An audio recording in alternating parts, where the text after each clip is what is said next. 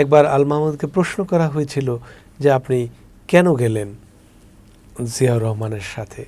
আল মাহমুদ এসে বলছেন যে একটি দেশের প্রেসিডেন্ট যদি বলেন কবি আপনাকে আমার দরকার, আমি কি করে না যাই, আমি সেজন্য গেছি।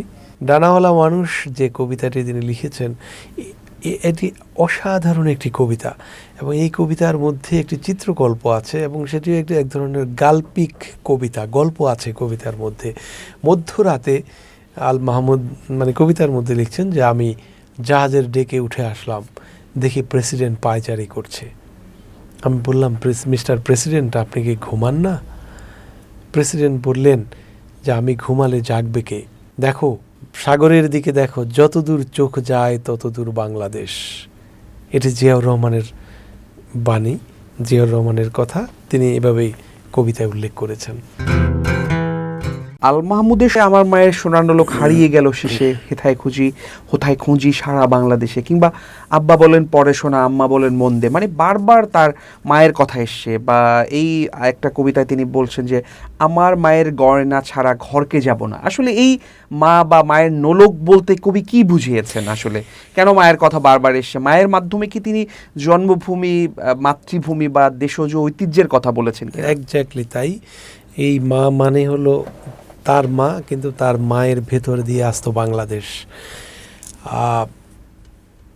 যখন তিনি বললেন যে দল হারিয়ে নদীর কাছে গিয়েছিলাম, আছে তোমার কাছে, হাত দিও না আমার শরীর ভরা বোয়াল মাছে, এইটি একটি অসাধারণ বাংলাদেশ সম্পর্কে উচ্চারণ। হাত দিও না আমার শরীর ভরা বোয়াল মাছে, তার মানে বাংলাদেশ যে নিজের কোনো জায়গায় নেই, বা বাংলাদেশে যারা বসত করছে তারা সবাই বাংলাদেশের নয়, এবং মানুষ হিসেবে বিচরণ করছে কিন্তু তারা হিংস্র, এই বিষয়গুলো কিন্তু তুলে আনা হয়েছে। আসলে নোলক একটি প্রতীকী শব্দ, এই প্রতীকী শব্দের মাধ্যমে তিনি বাংলাদেশকে চিত্রিত করেছেন, বাংলাদেশের প্রকৃত অবস্থাকে চিত্রিত করেছেন। আমরা ৭১ স্বাধীনতা পেয়েছি, কিন্তু স্বাধীনতার সেই সুখ আমরা কি পেয়েছি? স্বাধীনতার সেই সুফল আমরা কি পেয়েছি? পাইনি। না পাওয়ার কারণে আমাদের নদীগুলো বোয়াল মাছে ভরে উঠেছে। এই বোয়াল মাছ মানে হলো আমাদের দেশের বিরুদ্ধে, আমাদের জনগণের বিরুদ্ধে যারা দাঁড়িয়েছে তাদেরকে বোঝানো হয়েছে। এখন সোনার নোলকটি এমন একটি নোলক, যে নোলকটি হয়তো বাংলাদেশকে আবার সুন্দর একটি জায়গায় নিয়ে আসতে পারবে। যে আমি যদি স্বাধীনতার জন্য নেমেছি, আমি স্বাধীনতা না নিয়ে ফিরব না। আসলে নোলক মানে হলো বাংলাদেশের স্বাধীনতা। চমৎকার বলছিলেন। আমরা জানি যে নোলক মানে বাংলাদেশের স্বাধীনতা, আপনি বলছিলেন। আল মাহমুদের সঙ্গে আমরা দেখি যে রাষ্ট্রীয় যারা বিভিন্ন পর্যায়ে রাষ্ট্রপ্রধান ছিলেন, শাসক ছিলেন, তাদের সঙ্গে বৈরিতাও ছিল, আবার বন্ধুতাও ছিল। আমরা যদি বলি যে শহীদ প্রেসিডেন্ট জিয়াউর রহমানের তিনি নৌবিহারে গেছেন এবং তৃষিত জলধি নামের চমৎকার একটি উপন্যাসও তিনি লিখেছেন। প্রেসিডেন্ট জিয়াউর রহমানের সঙ্গে তার সম্পর্কটার কথা যদি বলতেন। আমরা ডানাওয়ালা মানুষ নামের একটা কবিতাও পাই এক চক্ষু হরিণের ভেতরে। তো আসলে কিভাবে প্রেসিডেন্ট জিয়ার সঙ্গে আল মাহমুদের সম্পর্কটা হলো, এবং তিনি তো জাসাসের প্রতিষ্ঠাতা সভাপতিও ছিলেন, যদিও পরবর্তীতে পদত্যাগ করেছেন। প্রেসিডেন্ট জিয়ার সঙ্গে তার বন্ধুত্বটা কিভাবে হলো, বা সেই নৌভ্রমণের কথা যদি বলতেন। এটা একটি চমৎকার প্রশ্ন। তিনি দুটো লেখা জিয়াউর রহমানকে নিয়ে লিখেছেন। একটি হলো তৃষিত জলধি, এটি একটি গল্প, আর ডানাওয়ালা মানুষটা হলো বখতিয়ারের ঘোড়া কাব্যগ্রন্থের মধ্যে। যাই হোক, সম্পর্কটা হয়েছে এটা আল মাহমুদের নিজের পক্ষ থেকে নয়, এটি জিয়াউর রহমানের ব্যক্তিগত আগ্রহের কারণে। জিয়াউর রহমান এমন একজন প্রেসিডেন্ট ছিলেন, তিনি যখন ক্ষমতায় গেলেন তিনি চেষ্টা করেছেন বাংলাদেশের সমস্ত মেধাবী মানুষগুলোকে, বিভিন্ন অঙ্গনের মেধাবীগুলোকে এক জায়গায় আনার জন্য। কে কোন পার্টি করছে এই নিয়ে তিনি কখনো চিন্তা করেননি। যে যোগ্য যে বিষয়ে তাকে তিনি আনার চেষ্টা করেছেন। আল মাহমুদকে কেন তিনি চিহ্নিত করলেন? তিনি জাসাস করেছিলেন, তার সাংস্কৃতিক সংগঠন করেছিলেন। তো সাংস্কৃতিক সংগঠনটি এমন একটি ব্যক্তির হাতে তিনি তুলে দিতে চেয়েছেন, যিনি বাংলাদেশের এই অঙ্গনে, সাংস্কৃতিক অঙ্গনে, সাহিত্যের অঙ্গনে সবচেয়ে তখনকার সময় মেধাবী, তিনি আল মাহমুদকে বাছাই করেছিলেন এবং সে কারণে তিনি আল মাহমুদকে নিয়ে গেলেন। একবার আল মাহমুদকে প্রশ্ন করা হয়েছিল যে আপনি কেন গেলেন জিয়াউর রহমানের সাথে। আল মাহমুদ এসে বলছেন যে একটি দেশের প্রেসিডেন্ট যদি বলেন কবি আপনাকে আমার দরকার, আমি কি করে না যাই, আমি সেজন্য গেছি। তো যেটি তুমি বলেছ, তৃষিত জলধি এবং ডানাওয়ালা মানুষ, এই দুটো লেখা তিনি লিখেছেন বঙ্গোপসাগর থেকে, যে বঙ্গোপসাগরের যে ট্যুরটা হয়েছিল প্রেসিডেন্ট জিয়াউর রহমানের আগ্রহে বাংলাদেশের মেধাবী তরুণ তরুণীদেরকে তিনি বঙ্গোপসাগরে জাহাজে করে নিয়ে গেছিলেন। নিয়ে যাওয়ার পরে তিনি কেন নিলেন সে ব্যাখ্যা তিনি দিয়েছেন, সেটা হলো তিনি এই তরুণ তরুণীদেরকে তাদের হৃদয়কে স্ফীত করতে চেয়েছেন। তিনি দেখাতে চেয়েছেন সমুদ্রের আকাশ কেমন এবং সমুদ্রের বিশালত্ব কেমন, এই বিশালত্বকে তারা যেন ধারণ করে।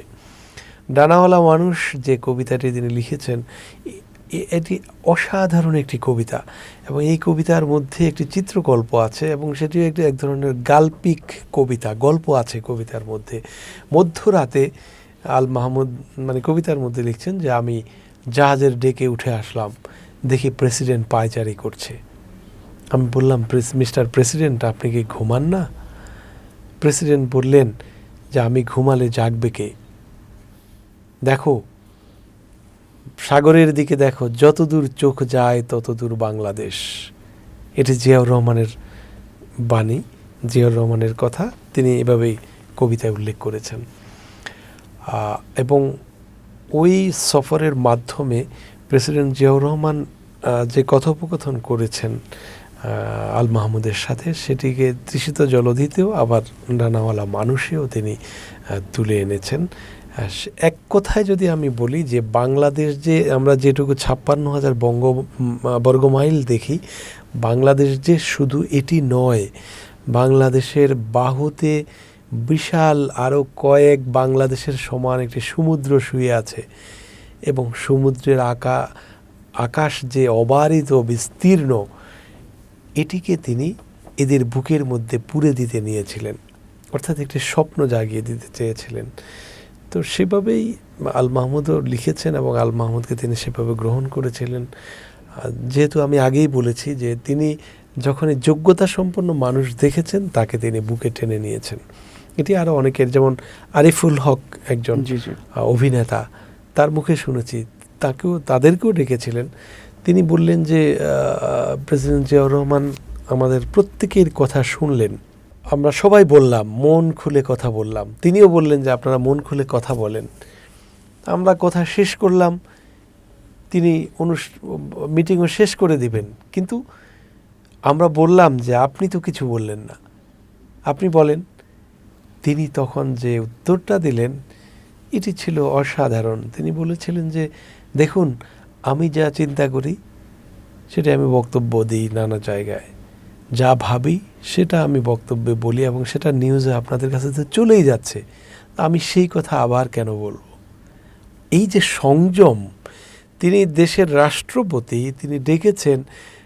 বিষয়টা অন্য রাষ্ট্রপতি হলে যা করে সেটা হলো ডেকে নিজেরাই কথা বলে বিদায় দিয়ে দেয়, অন্যদের কথা শোনার কোনো সুযোগ বা সময় তাদের হয় না। জিয়াউর রহমান ছিলেন এখানে ব্যতিক্রমী। তিনি নিজে কথা শুনতেন এবং সেই শোনা থেকে যেটুকু নেওয়া দরকার সেটুকু নিয়ে তিনি কাজ করতেন। এবং তিনি যে রাতে ঘুমাতেন না, এটার অনেক প্রমাণ আরও আছে, অনেক গল্প আছে আমার কাছে, সেটা অন্যদিন করা যাবে। জিয়াউর রহমান এবং কবি আল মাহমুদের চিন্তা এবং দেশত্ববোধ বা সাংস্কৃতিক চিন্তার সম্মিলন ঘটেছিল বলেই কিন্তু আমরা মনে করি যে তারা একসঙ্গে জিয়াউর রহমানের আহ্বানে আল মাহমুদ সাড়া দিয়েছিলেন এবং তিনি জাসাসের প্রেসিডেন্ট পদে দায়িত্ব গ্রহণ করার ব্যাপারে সম্মত হয়েছিলেন। তো জিয়াউর রহমানের যে সাংস্কৃতিক চিন্তা বা আল মাহমুদের যে দেশত্ববোধ বা বাংলাদেশের জাতীয়তাবাদের চিন্তা, বাংলাদেশি জাতীয়তাবাদ কিংবা বাংলাদেশ পন্থা যে বিষয়টা, সেই আকাঙ্ক্ষা থেকে বাংলাদেশ এখন দূরে আছে কিনা, বা কতটুকু সেই চিন্তার বাস্তবায়ন করা যাচ্ছে 5ই আগস্ট মানে 36শে জুলাই পরবর্তী সময়ে? এটা খুবই গুরুত্বপূর্ণ প্রশ্ন এই সময়ের জন্য। বাংলাদেশের ইতিহাসে যে যত প্রেসিডেন্ট প্রধানমন্ত্রী এসেছেন, জিয়াউর রহমান ছিলেন একটু ব্যতিক্রম। জিয়াউর রহমান তিনি বাংলাদেশের মাটি এবং মানুষকে সামনে রেখেই পরিকল্পনা করেছিলেন। বাংলাদেশকে তিনি আত্মমর্যাদা সম্পন্ন রাষ্ট্র করার জন্য চেষ্টা করেছেন, একটি স্বাধীন রাষ্ট্র করার জন্য চেষ্টা করেছেন, এবং বাংলাদেশি নাগরিকদেরকে একটি স্বাধীন জাতি হিসেবে প্রতিষ্ঠা করার চেষ্টা করেছেন। সেই চেষ্টাটা ছিল তার আন্তরিক এবং বুদ্ধিবৃত্তিক। তিনি এর জন্য সার্ক গঠন করেছেন, এর জন্য তিনি বিভিন্ন দেশে সফর করেছেন, এবং জিয়াউর রহমানের যতগুলো ভাষণ আছে কারো সমালোচনা তিনি করেননি। তিনি কিন্তু হাঁস মুরগি পালনের কথা বলেছেন, গরু ছাগল গবাদি পশু পালনের কথা বলেছেন, খাল কাটার কথা বলেছেন, তারপরে একাধিক ফসল ফলানোর কথা বলেছেন, গাছগাছালি বৃক্ষরোপণের কথা বলেছেন। অর্থাৎ পজিটিভলি মানুষকে কাজের উদ্বুদ্ধ করানোর কথা বলেছেন। তো বাংলাদেশকে বাংলাদেশ হিসেবে দেখার যে দৃষ্টি, যে অন্তর এবং যে মন ছিল, সেই মনটা পরবর্তী বা সেই দৃষ্টিটা, সেই পরিকল্পনাটা পরবর্তী রাষ্ট্রপতি প্রধানমন্ত্রীরা আসলে ধারণ করতে পারেননি বা করেননি।